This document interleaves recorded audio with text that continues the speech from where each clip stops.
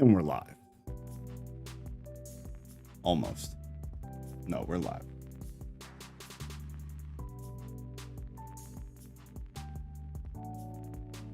All right, let's see. We're going to be getting going right away. So later, or not later, but if you are watching this later and you are tuning into the recording, then I'm going to pin a link to the Discord server inside the description of the video. There will also be a link to the Discord in the live chat and in the comments section. So if you are not a part of the group, I would recommend you become a part of the group. There it is. Pinned comment in the chat is a link to the Discord. The Discord is free. It will always be free. If you join the Discord, you will have the ability to see all of this. So the key thing, in my view, is the events tab. This will show you anytime we have anything going on. So right now, Who is Satan? Episode 36 of the podcast. That is what you're watching right now. We also do a live Bible study every Sunday night at 6 p.m. Central Time. These Thursday podcasts are always Thursday at 6 p.m. Central Time. These podcasts are, the topic is decided by the group. I post a poll, which I will be posting tonight. You can see it right here. Everybody votes. Whatever topic gets voted in, that is what we do for Thursday. So I do not decide. You guys decide. So that is the other benefit of joining the group. Other than that, there's off-topic, theology, culture, and news, which is the very spicy, interesting portion where, yeah, I'll leave it at that. And then conspiracy, the Bible, your science, all the fun stuff that you would enjoy talking to intelligent people about. That is the place to do that. So if you're not in the Discord, get in the Discord. Lilith, good to see you. Scott, we are live. And we're live. Oh, God, I read something totally wrong. All right, we're rolling right away, guys. Tonight, we will be discussing who is Satan? And also, is Satan real? Is Satan a real thing? Is it a concept? Is it an individual? What are we talking about when we're talking about Satan? TikTok, go to YouTube, same username. So Satan, in the three major Abrahamic religions, Judaism, Christianity, and Islam, is the prince of evil spirits, the adversary of God. Satan is traditionally understood as an angel, or sometimes, and I don't know how to pronounce this, but in Islam it's jinn. I'm not sure. Someone's going to fact check me, and that's fine. I don't know how to say that, though. So there's a different name in Islam, but same entity, basically, who rebelled against God and was cast out of heaven with other fallen angels before the creation of humankind. That's the idea. This was some divine angel. Some people believe he was God's right-hand man, his right-hand angel, if you will. And then he was cast out of heaven, sent to the depths of, depending on your religion, hell. And this all happened prior to humankind coming in. So Ezekiel, Isaiah are the two key places for all of the Abrahamic religions that support that idea. And then in the New Testament, you have Luke 10:18, where Jesus states that he saw Satan fall like lightning from heaven. In all three major Abrahamic religions, Satan is identified as the entity that, or in Genesis, the serpent in Genesis, that tempted Eve to eat the forbidden fruit in the Garden of Eden, and was thus the catalyst for the fall of humankind. This is where Christians get the idea of original sin. That's the crux of that entire ideology. That entire view comes from that context. Then the further discussion with Satan in Islam can be read about several places. In Islam, I've seen several very close ideas, close stories of who Satan is, what Satan is. But I'll try to remember. I'll link those in the show notes on the, if you remember. So every live stream we do, the stream chat. I already put it up here. Oh, and it looks like we made another one. I'll have to consolidate those. But I had already put up Who is Satan? This is the stream for tonight. I'll try to remember to put some of those links in there. Yeah, I'm not in there yet, actually. Thanks, Ghost.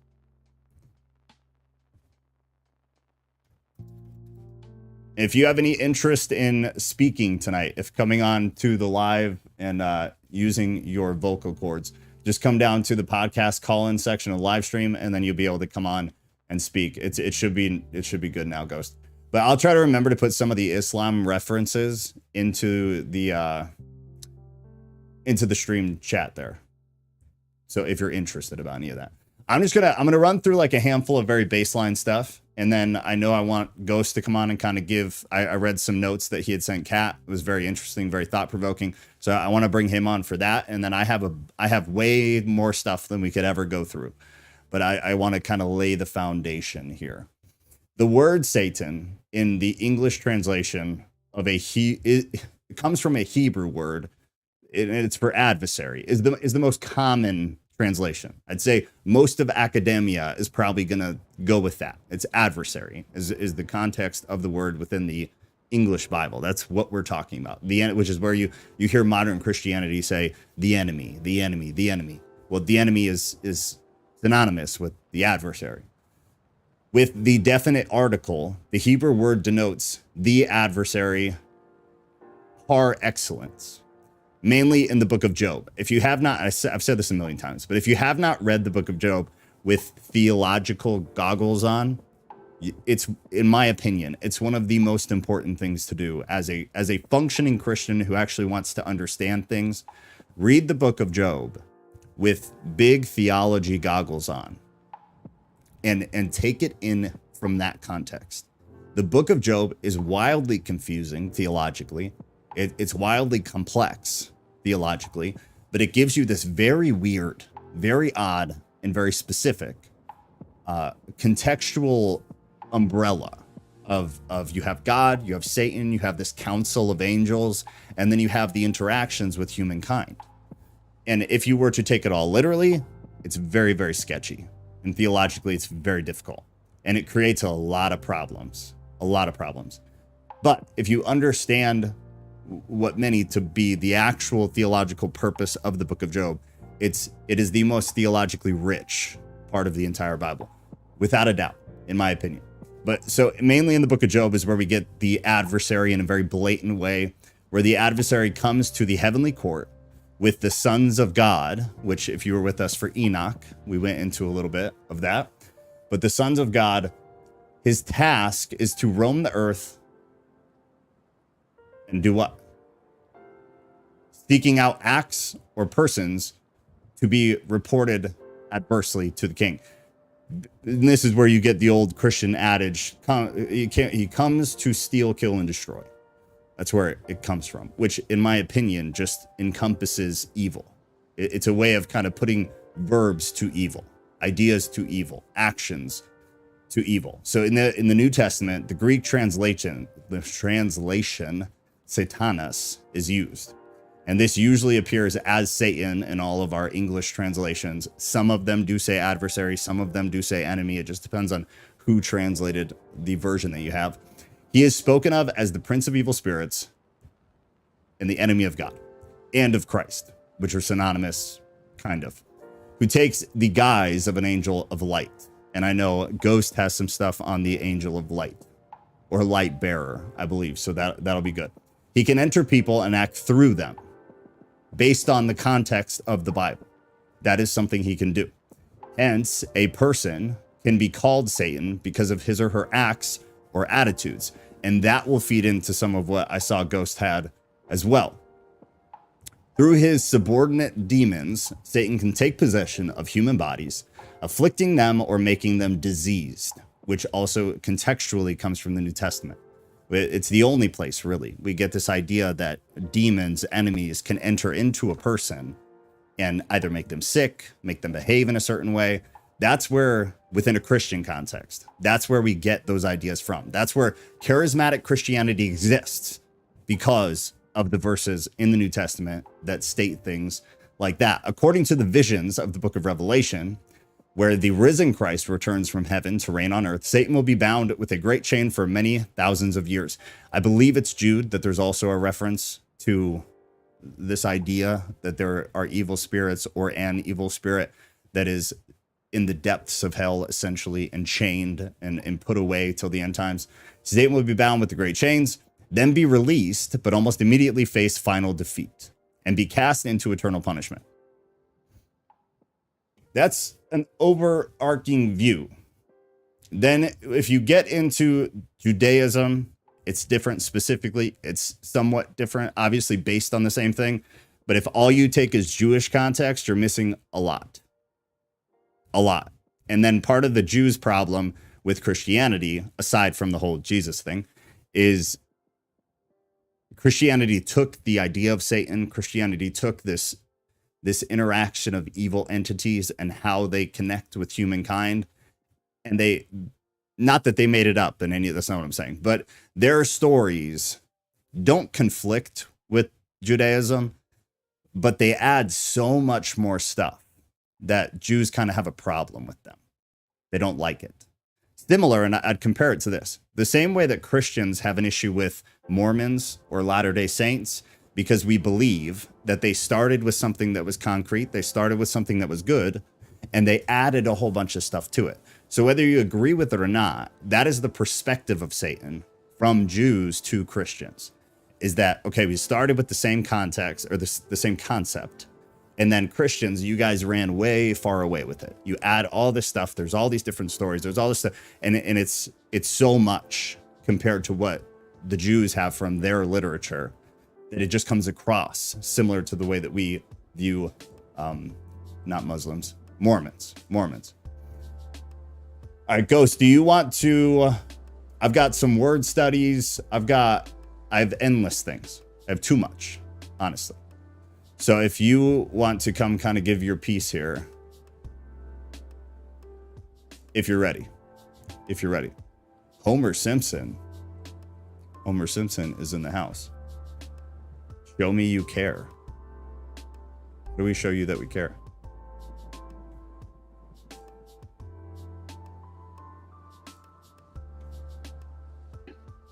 Yes, now you're good. Okay. So I guess we can start with Satan, and then I can move on to Lucifer after that, maybe? Yeah. All right. So, and I mean, I'm sure you and I mean, many people will agree with this. Satan is not a person per se. Satan is a behavior algorithm, so to speak. It's just adversarial. It's generic. It's not explaining what you're adversarial toward. It's just saying you're adversarial. So in a sense, we are all satanic in the sense that we all have some kind of adversary that we oppose. The real question is our adversary good or evil? So if our adversary is Jesus, then we are a bad Satan. If our adversary is evil, then we are a good Satan. And this is just taking the absolute literal definition. Yeah. In Numbers 22:22, God calls himself Satan because he's the obstacle or adversary of Balaam, which was doing a thing that opposed Yahweh.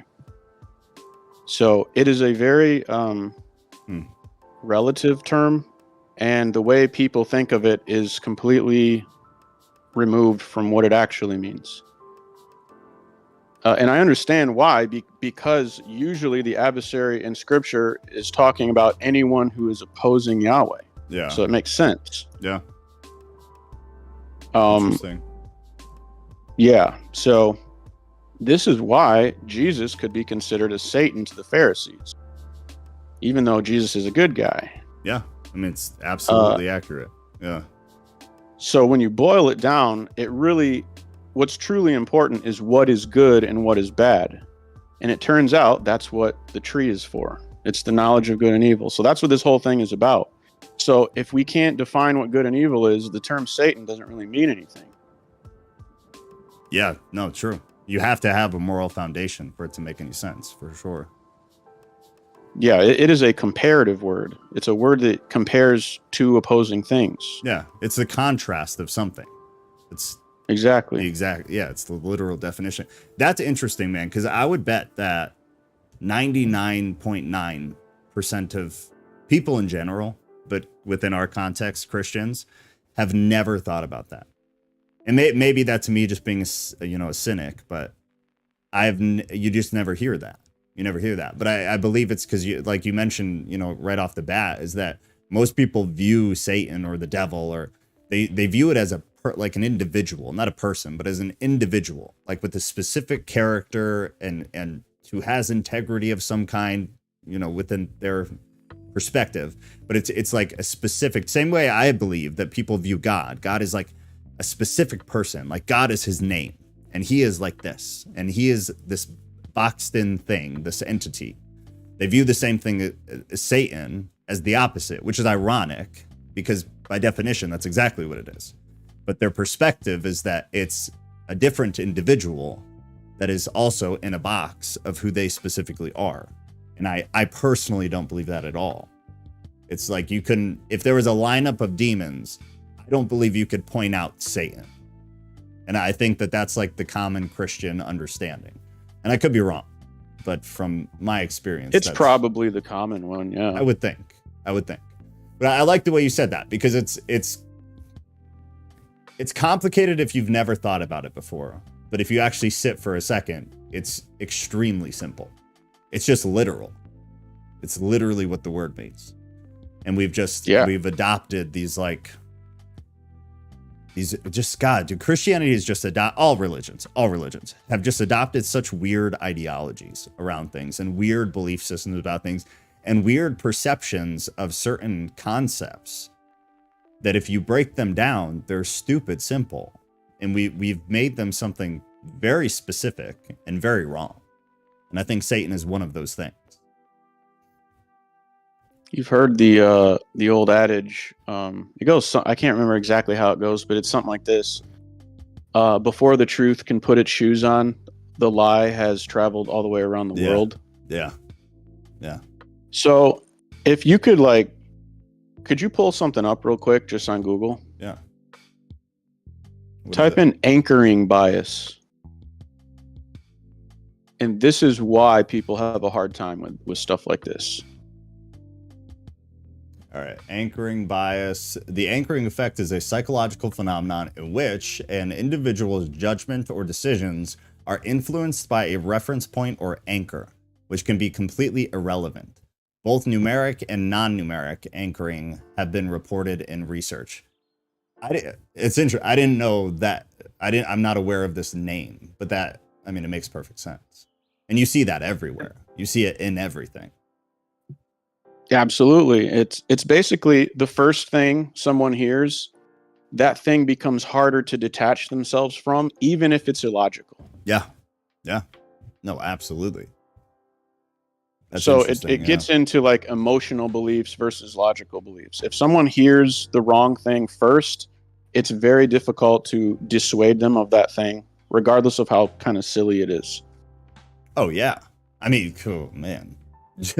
Just right now in general, in culture, I feel like this is one of, if not the biggest problem, is that people are functioning almost primarily this way, and much less in a critical way. It's ironic. Was I talking to somebody, or maybe I did a video or something today that it was a video. I did a short. That's what it was, about how people just don't think. You don't sit and process things anymore. You hear something, you accept it, and now it's like your religion. And you'll fight for it, you'll argue for it, you'll throw away your integrity and your beliefs, your morals, over something that if you actually stopped, you haven't really thought about it at all. It just sounded good, or you heard it within a context of someone you trust, or maybe an authority of some kind, and you just accept it. And then you become anchored to that belief. And even when something new is brought to you that is plain as day, stupid simple, obvious, whatever it is, you stay stuck in it. You continue to be anchored to the first thing that you had either an emotional response to, or it just happened to be the first thing that you heard that you're like, oh, that makes sense. And you get stuck in that. It's a big problem. And I brought it up because what I'm going to say about Lucifer is probably going to trigger a lot of people. Uh-huh. And I wanted to kind of prime everyone's anchoring bias before I say it. So Smart. Smart. If you wanted, do you want me to talk about that now, or do you want to get into something else first? No, go ahead, because I see Rodriguez is here too, so maybe she's got something as well. So maybe what you say will also prompt me to go to some of the specific things that I have too. So let's just go right into it. All right. So this is it. Everyone is a Lucifer, and I notice I didn't say everyone is Lucifer. Yeah. Because Lucifer just means light bearer. And I know people have heard that, but they really need to think about it for a second, because if we're all light bearers, now that doesn't mean that we're all bearing the same radiance or the same kind of brightness. We call stupid people dim because they just don't have the light, and we call smart people bright. Yeah. We use those metaphors for a reason. So we're all bearing light, or as I would say, we're all bearing electromagnetism, which is a stand-in for light. And so when we look at Isaiah 28, where it says the morning star, morning can be translated beginning. And when it says son of the morning, it's saying one who hails from the beginning, or a product from the beginning.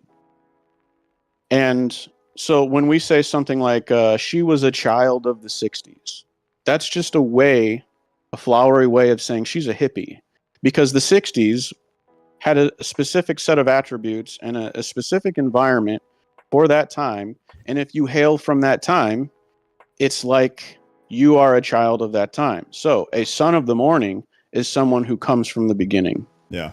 Morning and east can be read as synonyms. It can also mean outer perimeter or beginning of.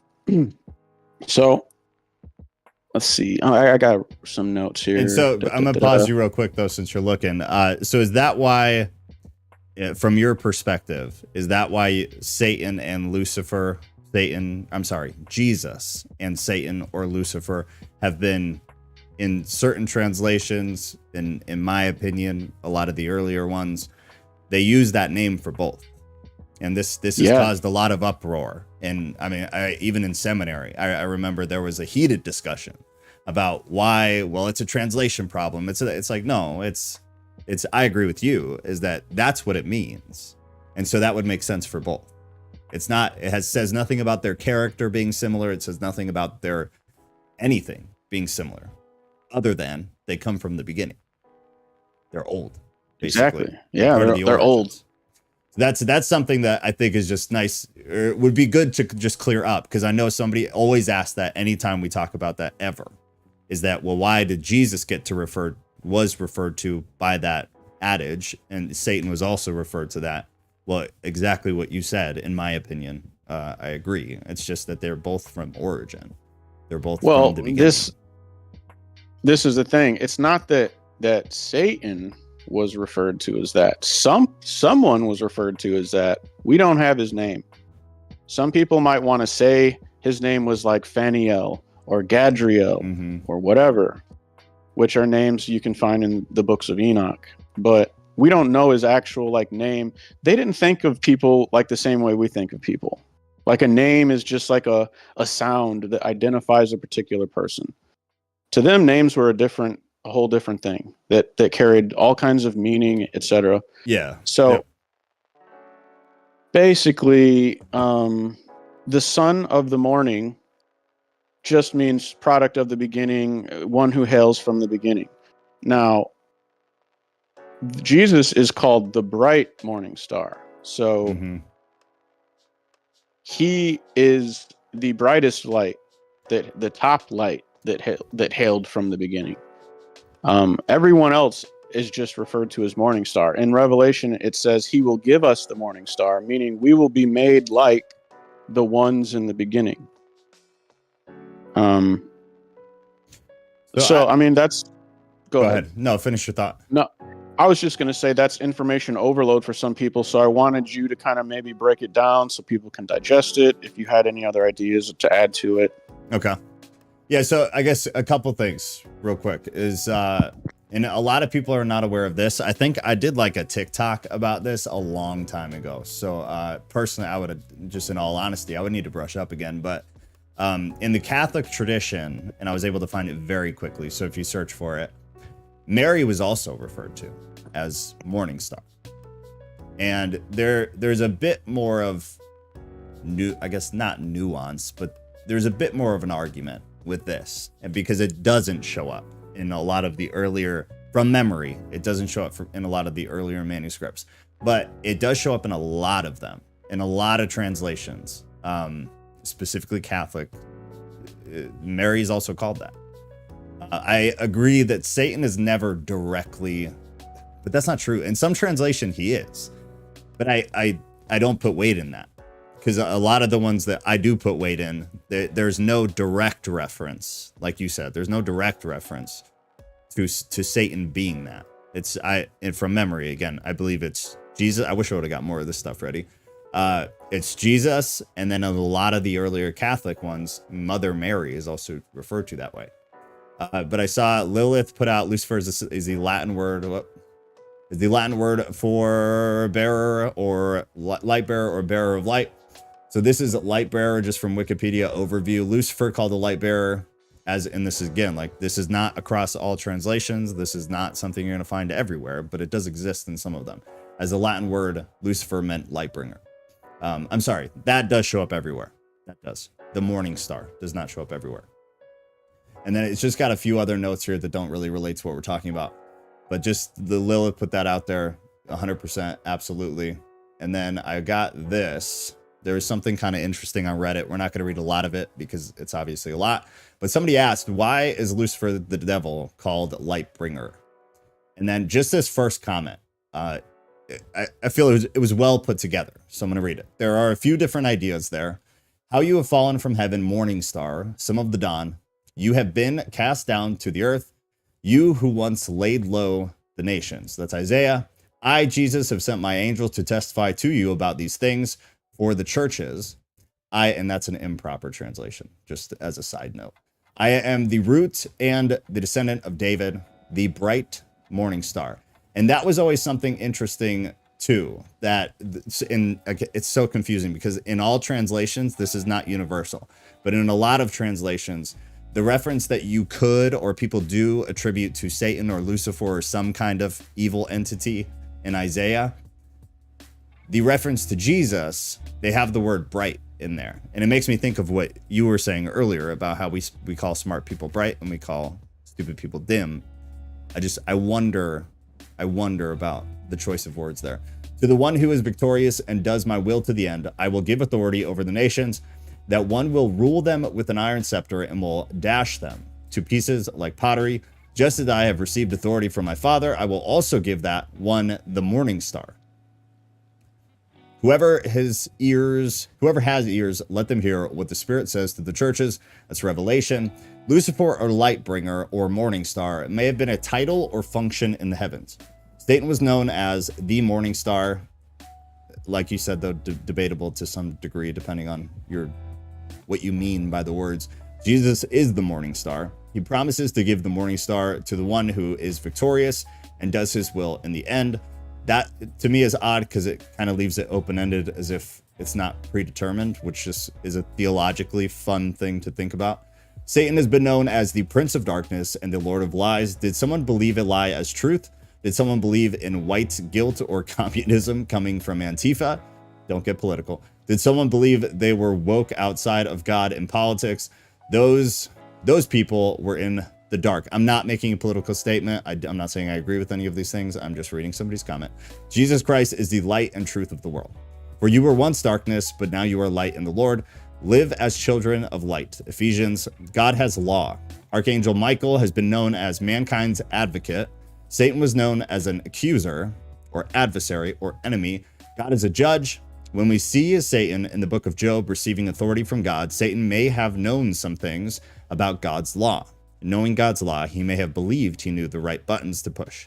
Satan may have been like a prosecuting attorney. I just thought that was interesting. And I mean it when I say I didn't choose this for political reasons, because I know somebody is going to feel some sort of way. I chose it for the rest of it. It was interesting, put together. It was brief, and he covered a lot, including Job, which, in my opinion, anytime as Christians, you are discussing Satan or Lucifer or the enemy, the adversary, in my opinion, if you are not using Job as a central part of that study or that figuring out, I think you're acting irresponsibly. Because if you actually, and we talk about this all the time, if you aggregate the data of Satan, Lucifer, all of the references to who could be the enemy, and again, from a Christian perspective, which is that it's one individual, it's this one person, which most of us know, or you will by the end of this, I hope, that it's not. It's a very large concept that it can adhere to me, can adhere to ghosts, can adhere to the demon in my bedroom. That's not what it is. But when you're trying to do a study from a very plain Christian context, and you're not using Job as a central reference, I think you're doing a disservice to yourself and to the Bible, because just aggregating the data, there isn't that much. We have a little bit in the New Testament. We have a very small bit in the Old Testament. You have to leave the Bible to actually get good information about Satan, the devil, the adversary, the enemy, the morning star, to actually get anything beyond kind of scraping the surface, just like to get anything about the Nephilim without just scraping the surface, you have to leave the Bible, which a lot of Christians are not comfortable with. I think you're doing a disservice. But if you refuse to, and you need to stay in your little box, which I don't agree with, but if you need to, then in my opinion, Job needs to be central to that, because it's very detailed. It's extremely involved. You get more data in that one book than, in my opinion, that it's meaningful, you get in the entire Bible. So anyways, I like that he put that in there. All right, do you have anything else after I just blabbed right there? I have some stuff from the occult world that I don't know if we really want to go through all of it, but I'll at least leave it in the show notes because it is really interesting. But this goes into a lot of the what do the words mean? Where do they come from? Obviously, take it with a grain of salt. Do your own research about any direct statements. But it was really interesting to read through this, because this is obviously not a Christian perspective. This is the opposite of a Christian perspective. But they go into everything. Absolutely everything. And it was very, very interesting. But Ghost, do you have any of your other stuff, or did that spark any of the other points that you had? I have a ton of stuff. Well, okay, first of all, we're gonna have to do a second episode on this. Oh, without a doubt. Without a doubt. Too much, man. Yeah, no way. This is like a 5-10 parter. Without a doubt. Yeah, no doubt. Yeah, it's endless. So I wanted to say. Uh-oh, we lost you. Ghost, you're gone. You're gone, man. You're gone. Try to disconnect and come back. All right, while Ghost figures out whatever's going on for him, let me make sure. Oh, the stage ended, huh? All right, we're getting him back. We're getting him back. Don't worry. Don't worry. Don't worry. All right, Ghost and Rodriguez, the stage is back up. I have no idea what happened to it, but it's back up. While the devil took out Ghost. All right, actually, while we wait, I'm going to read some of the comments because we haven't. Lucifer was heaven's lead musician. I've never heard that. Christ is referred to as the morning star as well. I thought Christ is referred to as the morning star. Mary is referred to as the morning star. And arguably Lucifer is. But that's very arguably. Okay, so let's get this straight. Both Jesus and Lucifer were bringing truth. But one was crucified, went to heaven, and the other banned to hell for all humanity's sins. I gotta read that again. Both Jesus and Lucifer were bringing truth. I guess why do you say that? If in this is where we get into the really make you want to pull your hair out thing. So Lucifer, if Lucifer is Satan and Satan just means adversary, how can they both bring truth? Would be, I guess, my first philosophical question. If you believe that there is only one truth, then Satan meaning adversary or contradictory, and to Jesus and of Jesus, they can't both bring truth. But one was crucified and went to heaven, and the other blamed and bound to hell for all humanity's sins. That would be my question, Tatiana, is how could things that are literally antithetical bring truth if they're opposite perspectives? And if you believe there is actually just one truth. I don't think that works, personally. Yes, but you have to be careful too, because Lucifer and Satan are not the same spirit. Satan was Samuel, the adversary, while Lucifer is the morning star. Ghost, do you have anything for that? Yeah, can you hear me now? Yeah. All right, you're back. Okay. This stage just died. Can I just respond to something? I don't know what happened.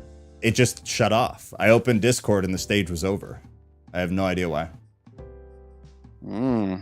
Okay. Rodriguez said the devil took out Ghost. Yeah. He be trying, trust me. Responding to who said that, Regina? Regina, yeah. It's really important to not think of these words as people. Yes. They're generic terms that can be applied to anyone exhibiting a particular behavior. So you can say that X, Y, or Z are behaving satanically towards A, B, and C. But you can't say in general, Satan was this guy or Lucifer was that guy. That doesn't mean that there wasn't an original guy who decided to oppose the creator. There had to have been. But we don't know his like name. We know his properties. His attributes. Let me give this too. Samuel, the individual that Regina points out, is the archangel in the Talmudic and anti-post-Talmudic lore. A figure who is the accuser or adversary, Satan as mentioned in the book of Job, seducer, the destroyer. Although many of, and this is not my words, I'm reading, although many of the functions resemble the Christian notion of Satan, to the point of being sometimes identified as a fallen angel, he is not necessarily evil, since his functions are also regarded as resulting in good, such as destroying sinners. So just understand that is not universal in all Bibles. It's not universal in all translations. So just, I guess, understand that. But he's considered in midrashic text, which a midrash, if you don't know, is just a commentary in Hebrew, or a commentary for the Jewish side, to be a member of the heavenly host with often grim and destructive duties, meaning he is on the side of good.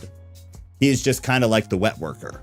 He gets the tasks that are not going and bringing puppies to small children, is the idea. The thing, though, beyond anything to understand, is the amount of data we have on this individual is near zero.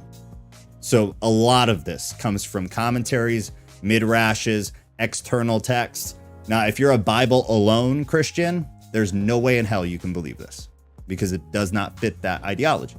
If you're somebody who's open to taking extra biblical text, extra canonical text, then you can make a bit of a case for it. But still, at the end of the day, this character does good.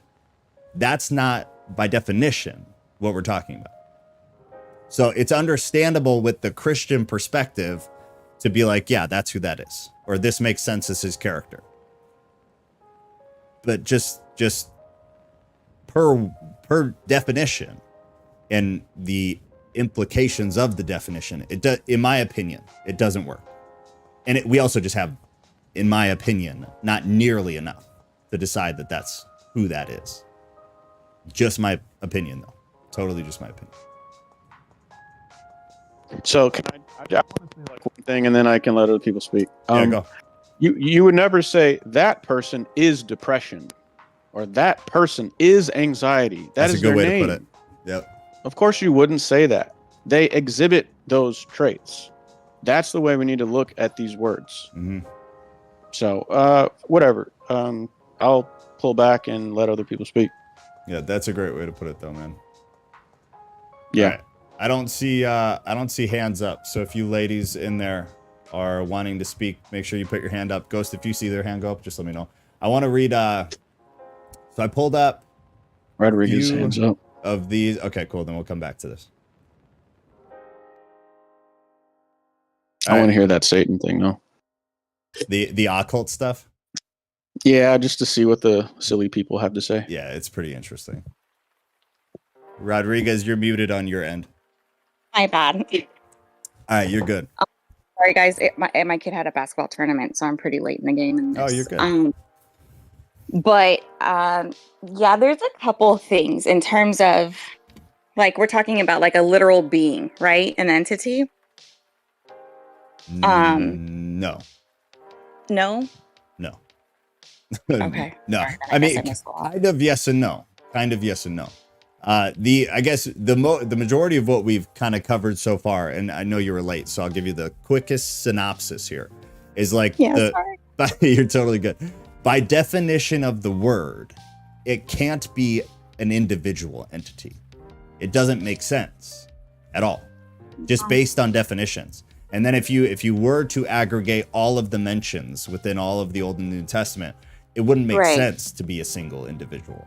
So what we kind of have covered and been kind of going back and forth about is like, it's just antithetical. It's just the opposite of. It's just an adversary. So what Ghost was saying in the beginning that would blow people's minds and is hard to grasp if you've never thought about it is that I'm Satan and you're Satan and Ghost is Satan and also demons are Satan and also the guy who beats his wife is Satan, because all the word means is the adversary of. So if you, me, Ghost are all, team Jesus Christ, we are Satan's to the other side by definition. And all of the demonic evil enemy. things. Yeah, exactly. Right. Exactly. It's just the anti-hero. Yeah. Yeah. Or the hero. It just means opposer. Right. Yeah. Well, I mean, there's multiple definitions. I couldn't pull it up in the concordance. But I couldn't post it on Discord, but yeah, it's the same one you have. So like, even if you go to like that verse that I mentioned in Revelation, where it has like 5 names in one verse. Yeah, I mean, it's definitely one of them. What was it? I think it was Revelation. Was it chapter 20? I don't remember. But I think the part where I kind of have questions would be more like when we're talking about the punishment of this entity or what, okay, whatever, okay, the devil, Satan. I feel like that's something that's supposed to happen, right? What do you mean the punishment of? Like the Revelation context? Yeah, in the book of Revelation. Of that, during the time or at the end of the end times, the enemy will be punished, and yeah. So I mean, still then Satan entered Judas. Like, there's a lot of I'm trying to think how I can put it into words. And I say the devil is a specific person because it's the devil. Right. Yeah. Okay, I guess the other question I have too, based off of this is just like a random hypothesis. I don't have any like foundation for it. But if we believe God to be a triune being, right? And we know the enemy is always trying to mimic God, is it possible that that Satan would be a triune being also? It's possible, but I don't think we have anything at all to base it off of. But it's certainly possible. Why would you say that? Well, I mean, if you look at, go ahead. Let's see. Hang on. Like when they talk to like the beast, right? Mm-hmm. And the false prophet. And then Satan. That sounds kind of like triune-ish. You mean like including the Antichrist? Right. Okay, I get what you're saying. Huh. So the dragon is the devil. It's it's a specific guy, in my opinion. I might be wrong about this, but Revelation the beast, 20 verse 2, where if you pull up the concordance, it's kind of that's where they mention 4 names for him. Yeah, Joshua in the chat just said the beast, the whore, and Satan. Right, the dragon, yeah. It's the dragon, the beast of the sea, and the beast of the earth. That's the Trinity. Yeah, so what are those? This is where I begin to have issues with this. One, I find Revelation to be absolutely worthless as far as actually figuring anything out. And I know most people disagree with me, and I'm totally comfortable with that. But who? No, I mean, it's symbolic. Yeah. Yeah, for sure. But even then, in my opinion, totally. And I'm way outside of most people. I think it tells us jack shit about anything. I think it's done more bad than it's done good. I think it's confused more people than it's giving clarity. I find no value in Revelation whatsoever. And I get that I'm totally on the outside of the circle with that. But Ghost, you just named all the beasts. Who are they? Who is it in reference to? What is it in reference to? Those things are archetypes that have been exhibited. Okay, remember I said we're in divine court. So there are win conditions in this courtroom. Sure. And that's why you've seen many antichrists, because there have been many people who are trying to win for that side that are having to do specific things. That's why they're archetypes. So that's why you can say like Antiochus Epiphanes was an antichrist, because he was trying to do antichrist things. Sure. Because they're archetypal behaviors. So right before the world ends, there's going to be a final antichrist that essentially succeeds in doing all of those things, because prior antichrists have only done a portion of those things. So I guess let me ask this. Is the Antichrist referenced, and I apologize for getting you off, is the Antichrist that's referenced, or that, let me try to reword this. When the average Christian says the Antichrist this, who are they talking about? Is it a specific individual that we are waiting to see, like people thought it was Obama back in 2008? Or is it a concept similar to what we're talking about? Like, what's your view of that? They might think they're talking about a specific person, but it's an archetype of behavior, and someone is going to come along and exhibit it perfectly, which hasn't happened yet. I agree with that. So maybe we are on the same page.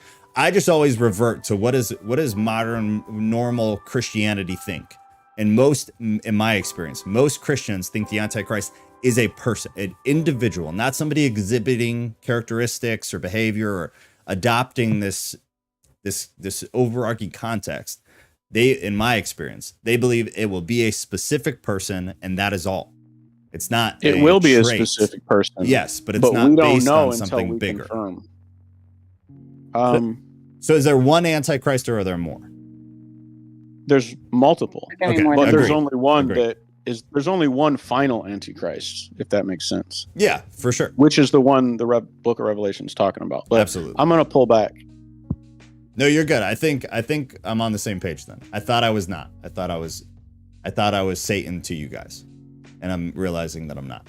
Yeah, when I speak to Christians, the Antichrist is one individual that was, it was Obama in 2008. It was Trump in 2017. It's going to be this dude in 4 years. And I don't agree with that. But I get what you guys are saying, and it makes a hell of a lot more sense. Rodriguez, were you going to say something? No, I don't think so. But on that note, I'm not like a dispensationalist or anything like that. But I'm not getting any. I know everyone thinks we're living in the end times, and they've been saying that for centuries. And I know I'm going off topic with that. But I don't really think we are. I don't know what you guys think or view, but I don't think so. I feel like every generation has thought they were in the end time. Actually, let me say this. I cry wolf. But it's so much worse than that. It's like Y2K, people thought that was it. People always bring up these things within the past 50 years of, they thought they were in the end times. None of that even matters. The apostles thought they were in the end times. Like, people don't grasp this. The writers of the New Testament thought that Jesus was coming back in their lifetime. To me, that's like, okay, it's statistically very unlikely. I know that with Messiah 2030, 2033, whatever it is, I don't remember. The video that we watched, which was super interesting and was a lot and kind of made a pretty decent case. But I feel like probably every generation has been able to put something together like that. I've seen numerology come up with basically whatever it wants to. And it's disheartening. And then they revamp it when it doesn't happen. Exactly. Which which I don't, it's just really tough because especially the movies we watched, the Messiah documentaries, it made a hell of a lot of sense. It looked real good. It sounded real good. The problem is I just have seen stuff like that so many times, but god dang, it was pretty good. It was pretty spot on. It seemed like, but I feel like when you have that many variables, you can kind of maneuver them to work whatever way you want them to work. But it was the best I've ever seen, without a doubt. It was very well put together, and it made a whole lot of sense. Someone is going to lead us to war or mislead us into war. For sure, common expectation would be one specific person. Gordon said that. There's always been war, though. Yeah, can I say... Yeah. Right. All of these prior antichrists were fractal in nature. We've never lived in a global world, but we do now. That's why whenever this behavior pattern is exhibited perfectly in a guy now, that means it's over, because now we live in a global world. Why do you say so that? These though? What makes the you think prior the world ones is were global? just shadows. What They have the been internet. like a We're cyclic speaking to each other. foreshadowing, kind of like Jesus, how we see I don't think it's called a theophany or Christophany, but like we know, like Abraham was a form, right? Because he gave up his only son as a sacrifice, and then we know David was kind of like an example of that. So I'm wondering if like the Antichrist has his own version where there's all these other previous Antichrists that kind of mimic Typology. Yeah. Yeah. They're foreshadowing. That's what it's called, typology. You're right. If you don't believe Revelation, then you don't understand the Bible, period. That's hilarious. Get wrecked. Get wrecked. That's hilarious. No. Joshua, would you like to call in and come speak? Yeah, dude. I'm very open to being criticized. I'm all for it. I'd say if you think you understand Revelation, you are completely insane. Very self-righteous, very prideful. Because nobody understands Revelation. You can pull a lot out of it. A lot of it makes sense. But if you know more than all of biblical scholarship, goddamn, dude, you need to be teaching this. So I would love for you to call in. The other thing, too, he said they were not shadows, Ghost. So would you like to explain more of that? Well, yes, they were shadows. Like, for example, Antiochus Epiphanes and all the Hitler, whatever, are shadows of the final Antichrist that's going to come in a global world. All the other times that the Antichrist pattern appeared, we did not live in a global world where people could communicate with each other at the speed of light. So now things are different. Hold on. Oh, so you mean global in our ability to connect? And our ability to destroy. Like, sure, we can cause a chain reaction to completely end things in 5 minutes. You know what I'm saying? Okay, we could never do that before. Absolutely. I thought you were talking about like the globalist view where we're under one world government, things like that, because we're not right now. I don't think you could make even half of an argument that we're under one world government. The world governments are kind of splitting. I think eventually we will be after everything collapses one more time. But I mean, right now, half the world is pulling away from the US and European countries in general. But I think this is the crux of that happening. I think there will be one more big hit. All the banks are going to collapse. Everything's going to happen. Fedcoin's going to come out. Everybody's going to be on digital payments.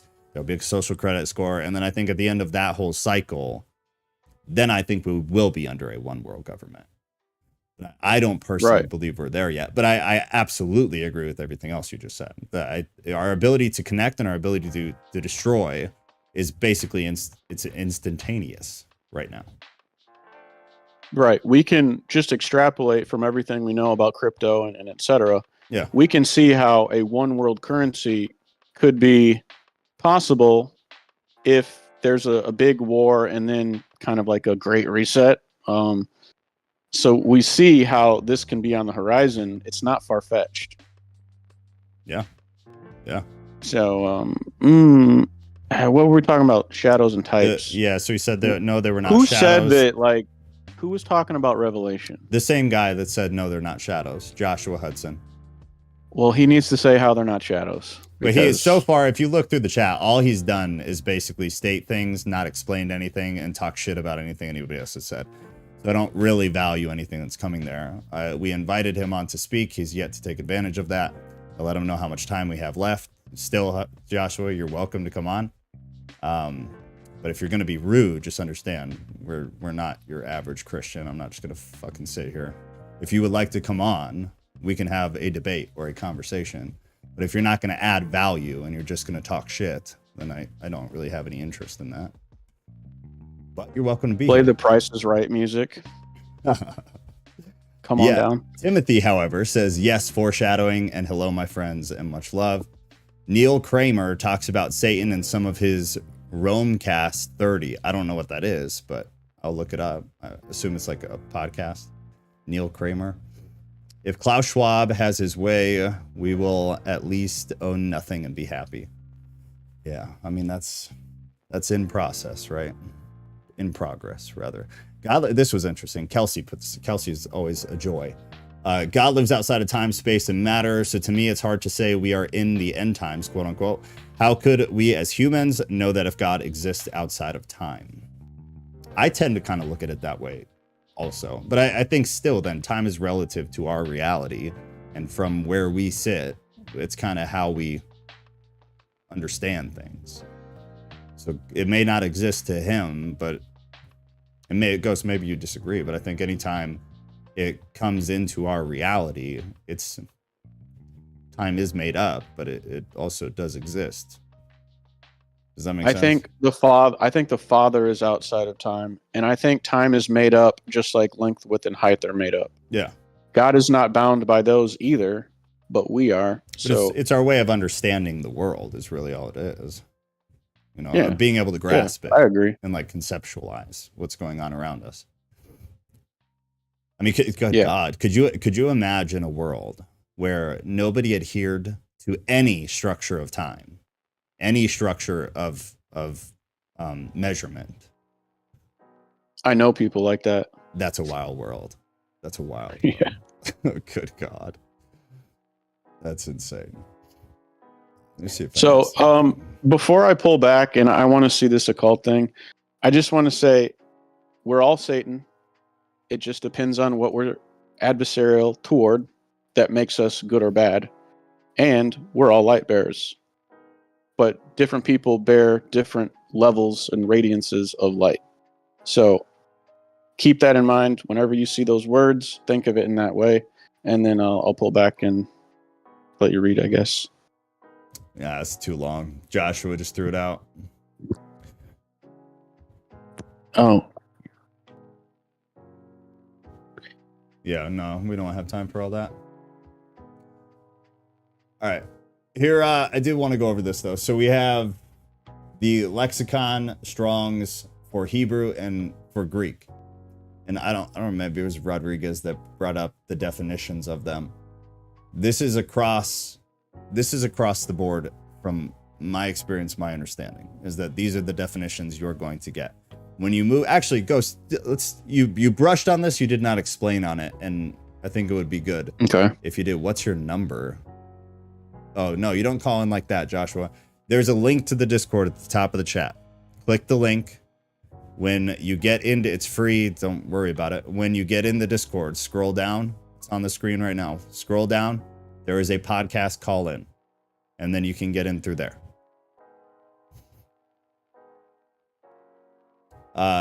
Mothership also has her hand up. Give me 1 second. Ghost, you brushed on the fact that the devil is different from Satan. Expand on this from where you sit. Because at some point that, Jesus said he was a murderer from the beginning. He was using a personal pronoun. So he was talking about a specific being who happened to be an adversary to him. But it was a specific being because he said he was a murderer from the beginning. So you can use this language to speak about specific people. Sure. But it's always within the context of the sentence if like a personal pronoun is being used. Sure. So I guess let me But ask you this. Go ahead. Sorry, finish. go ahead. No, No, I finish. wasn't going to say anything. Okay. So the devil, then, this proper noun. Do you think this is someone who shows up more than once? Yes. Okay, so you think it's the same individual that's referenced repeatedly? Yeah, well, I don't know for a fact, but I know don't that either. you can. Yeah, I don't. You can refer to specific people who exhibit certain behaviors and understand that those people are different. Yeah. Well, it's like you said So- earlier, like saying somebody is depressed is you could Yes. say that to a million people, but they're all still totally different people. I think that was a great way to put it. Right. Okay, interesting. So then in Genesis, when we in this, I think this is, to a Christian, this should be of like absolute vital importance, because you're as a Christian, your entire religion is based off of this concept.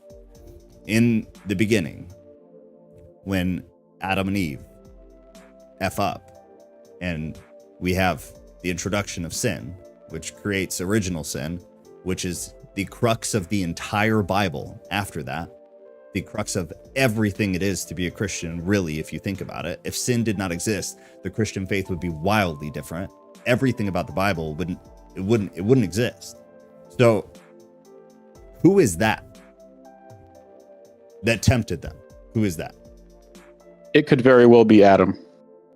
I'm not saying it is, but it could very well be Adam. That. I'm so glad you said Yeah. that. Okay, so explain. Okay, so we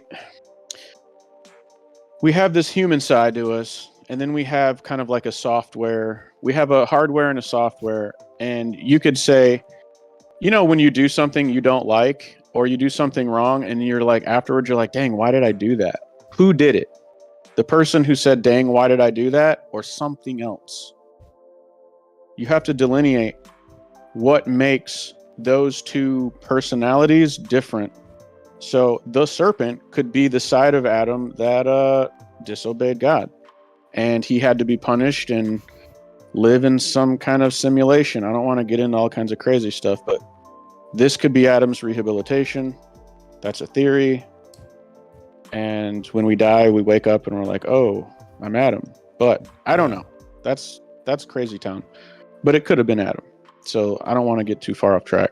No, I've heard a few different explanations of that, and I've always thought it was really interesting. I have no idea. This is not a gotcha at all. I have no clue. I tend to think, sorry, but I suck with computers. I can't get in and don't know why. Josh, if you can just get in the Discord at all, and then you can do it from your phone. You don't have to do it from the computer. And Josh, I apologize for being snippy. I have reflected on it. I jumped a little bit. Please accept my apology. I don't act that way. It's not a measuring contest.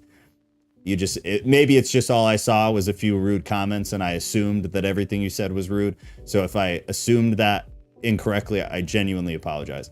But I would love to have you come on and talk. We don't ever talk in a egregious way. We don't trash each other. That's not what we do here. And if anybody does it, they will not exist here for long.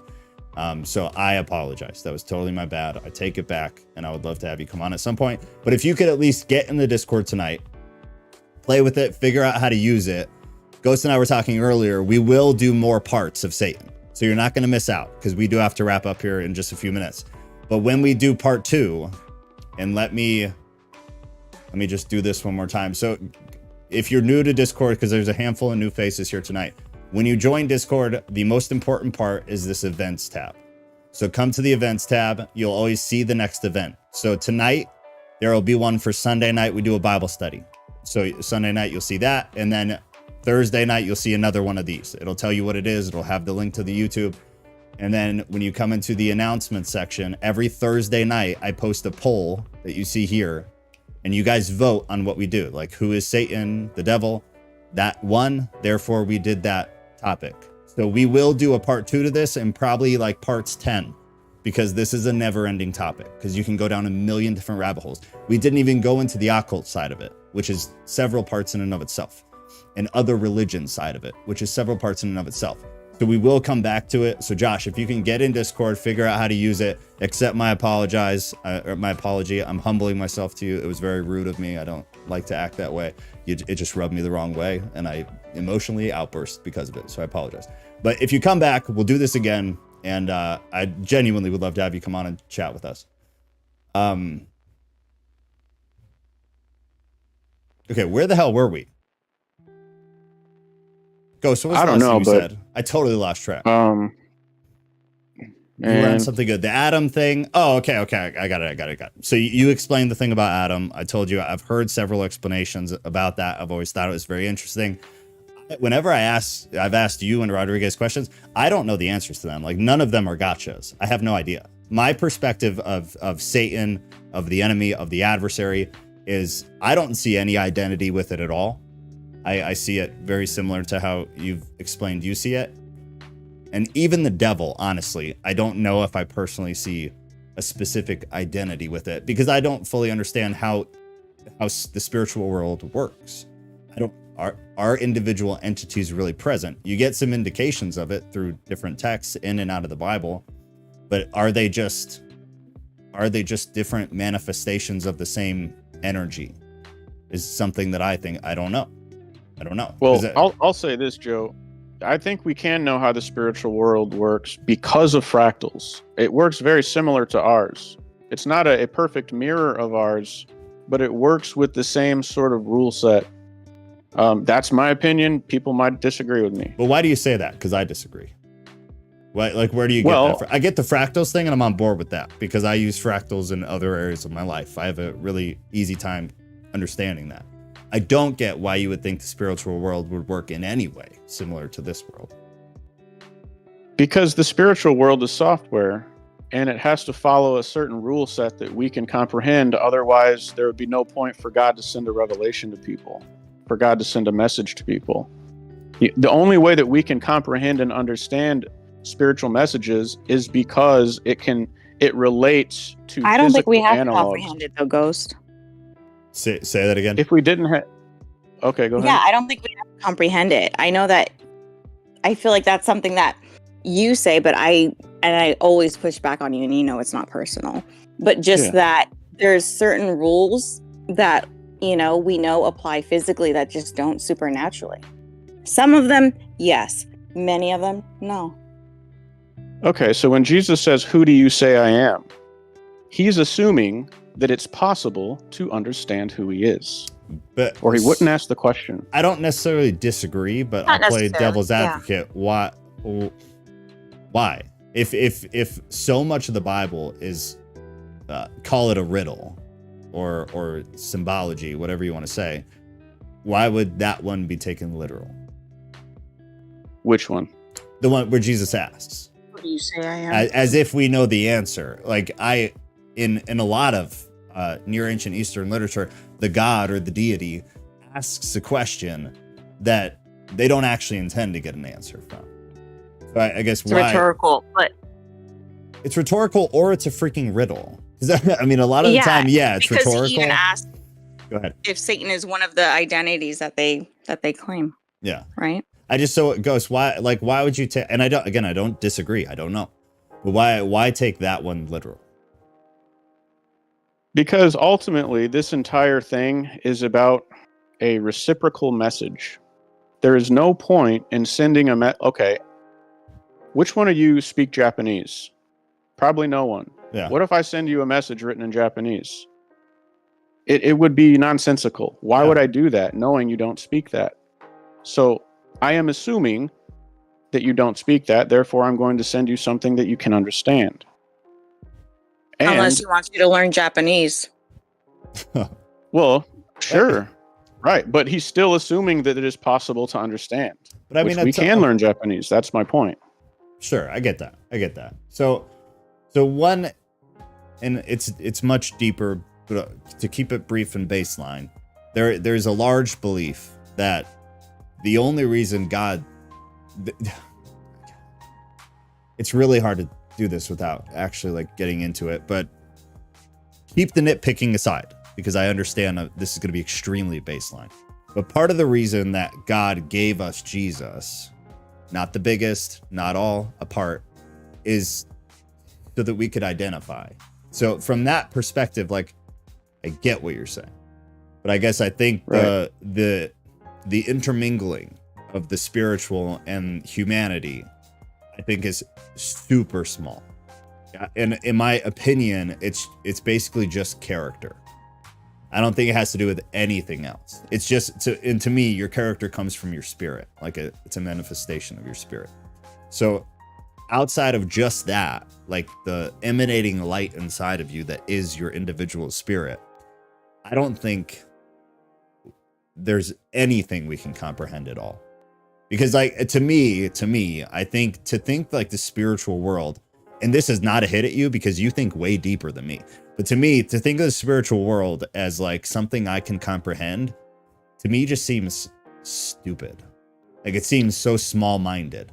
But I'm saying that to you very comfortably because I know that you are beyond me and how you think.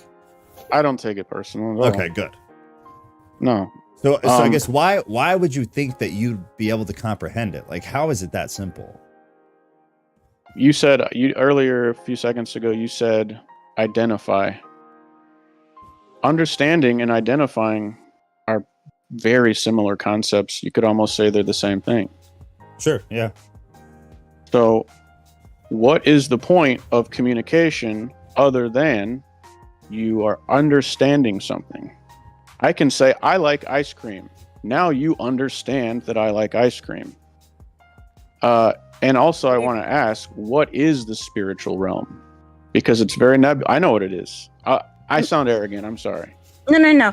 But maybe the intention is the attempt to communicate. Right. So if God created us in his image, wouldn't it stand to reason that he expects us to be able to understand him? Otherwise, what is the point? Fully. I think he's kind of selective in his impartations, right? That's why he's God. Just like a father is to a child, you're not going to tell them everything, but you're going to tell them enough to where they can grow up and understand you when they're an adult. What is a saint? What makes a saint different than a non-saint as far as scripture is concerned, the elect, etc.? Right. Why are they different? There's a moral and ethical standard that's been established by God. Yeah, but the metric, what really makes them different than just some person who's like who doesn't care anything about the Bible at all? It would have to be understanding, right? Well, it's beyond understanding, right? Again, it's upholding moral and ethical. The only way to uphold those things is if you understand why they're important. That would be step one. Right, exactly. So on some level, Paul said we see through a glass darkly, which I do agree with that. We're not going to see a high resolution image of the truth, but we can see a shadow of it. Okay, that I agree with. Okay. That I agree with. Right. Absolutely. Yeah. Because I think that shadow is character or is spirit. I think beyond, and let me explain it like this. Like me sitting right now, or you guys sitting right now, wherever you are, in whatever room you're in whatever house you're in whatever city you're in, you can conceptualize the world at large, whether it's because of TV and the internet and social media and all this stuff. You have seen it, and I harp on this all the time, that humans, in my opinion, cannot conceptualize something we have not conceived through experience in some way. Like you can't imagine a world that you've never seen, smelt, heard. Like it's not, in my opinion, it's not possible. The only time you hear about anything like that is like through psychedelics, which is a totally different thing. But outside of that, where there's a belief that you go into a different realm, it's within this realm, staying here on Earth in our reality. You can only conceive what you have conceived, like what you have experienced, what you have seen, smelled, heard, whatever. But at the same time, the one thing that a lot of us have felt or experienced is the spirit. We've experienced that, and Christians call it the Holy Spirit, and other religions call it other things. But it's explained as basically the exact same thing. And it's, in my opinion, it's that connection to the other realm or an other realm.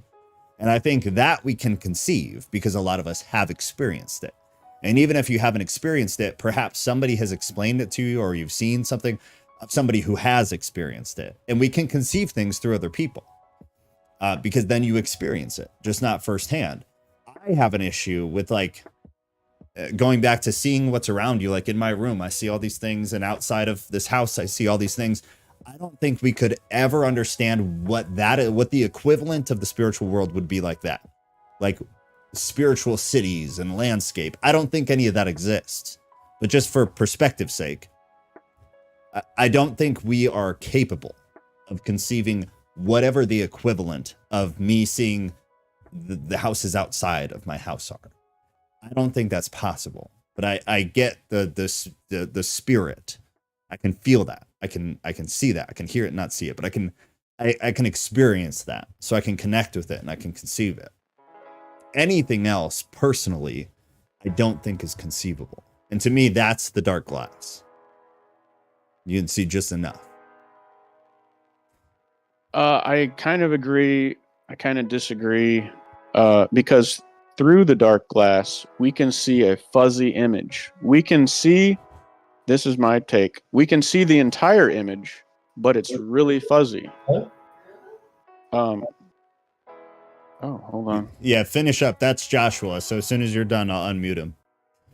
Oh, no worries. I'm just going to say one more thing. Yeah, go. I think our reality is a meme of heaven, meaning it is a distillation of heaven. It's a hologram. We see everything from heaven, but we see it in a very small way. But there is an analog. That's my belief, but I guess we can cover it at a different time. So do you mean like physically? Like heaven is a physical place like this? Is that how you see it? Part of heaven is other planets, etc. And then the software side of heaven is not physical. But it is real, just like software in a computer is real. Entirely. Interesting. What's that, Rodriguez? Yeah, other dimensions are software. Yeah. I think. I mean, they're invisible.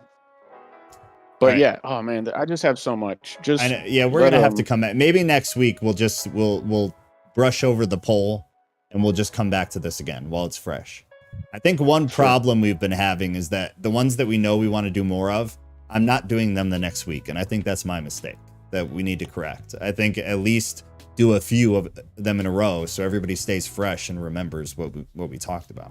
So I think next week we'll do this again from a different perspective, covering some different things and see what's up. Joshua, you are unmuted.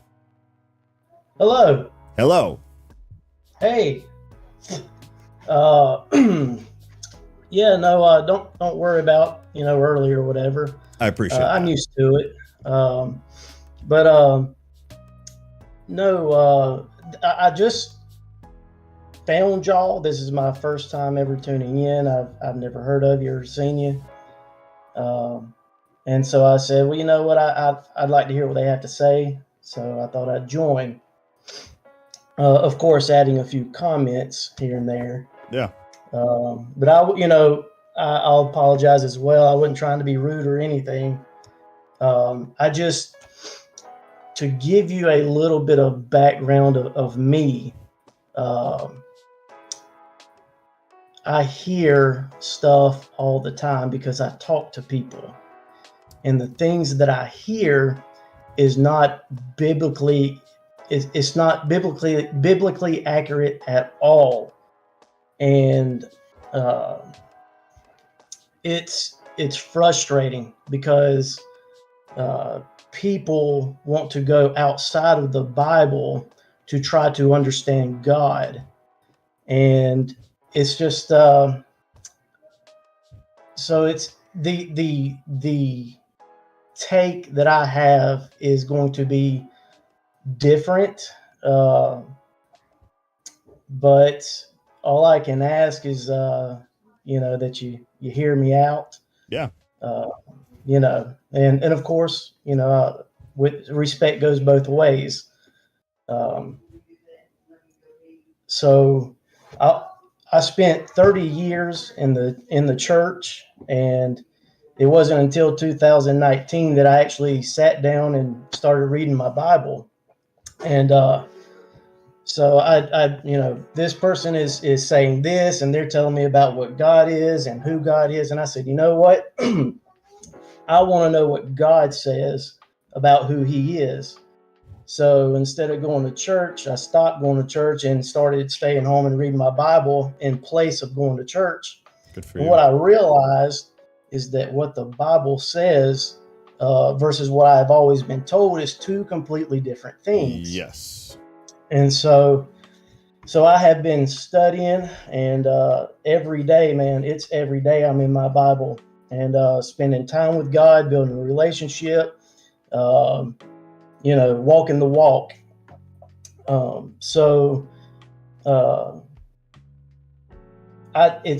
It's not that I know everything, but I think that I can add to the conversation from a different perspective.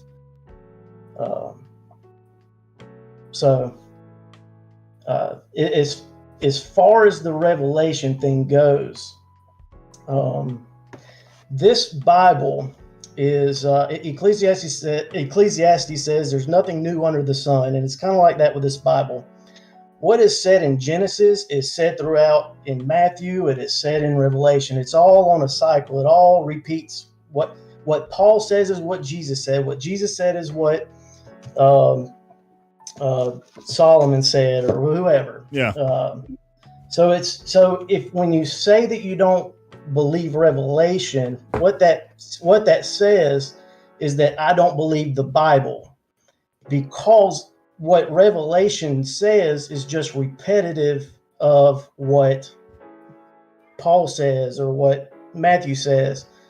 You can go to Ezekiel, and it talks about the end times. You can go to Jeremiah. There's so much that we have of the end times. So to say that Revelation isn't the same, it's like, well, then you need to throw out Jeremiah. You need to throw out Ezekiel. You need to throw out Isaiah, because it's just repeating the same thing. You can look at the Antichrist in Revelation 13. You can go to Daniel chapter 7 through all the way to 12, and it's specifically talking about the Antichrist. So when you get to the things of the Antichrist in Revelation, you're going to see that they line up pretty well. So then you would have to throw out those chapters in Daniel to, so essentially, if you disbelieve Revelation, if you want to discard Revelation, you have to disregard the rest of the Bible. So that's